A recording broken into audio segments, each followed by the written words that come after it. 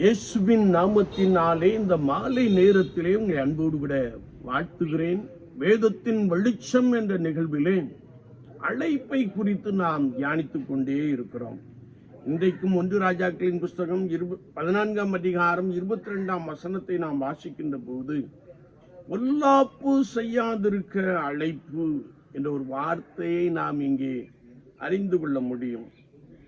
யூதா ஜனங்கள் அல்லது யூதா கோத்திரத்தார் கர்த்தருக்கு விரோதமாய் பொல்லாப்பு செய்தார்கள் என்று எழுதப்பட்டு இருக்கிறது. யூதா என்றால் யார்?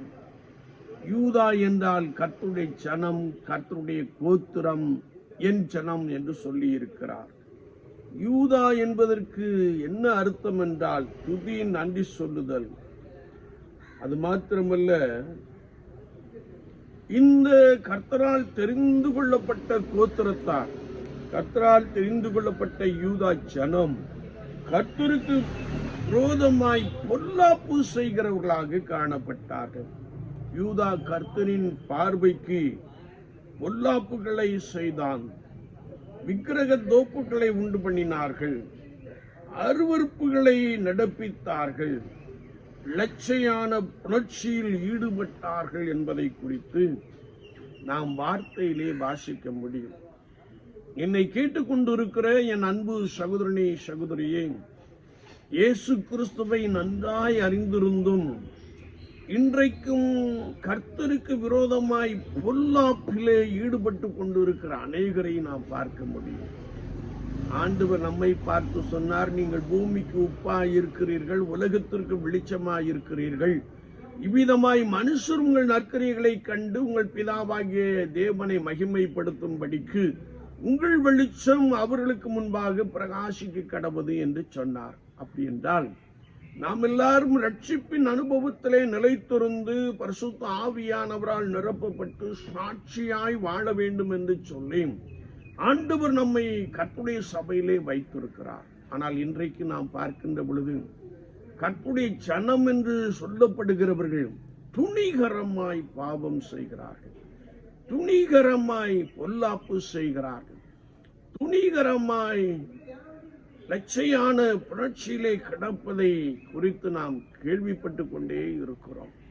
இந்த அருவருப்புகள் எல்லாம் கர்த்தருடைய பார்வைக்கு பொல்லாததாக காணப்படுகிறது. எனவே நீங்கள் கர்த்தராகிய இயேசு கிறிஸ்துவை நன்றாய் அறிந்திருந்தும் பொல்லாப்பு செய்யாதிருங்கள் என்று கர்த்தருடைய வசனம் சொல்லுகிறது.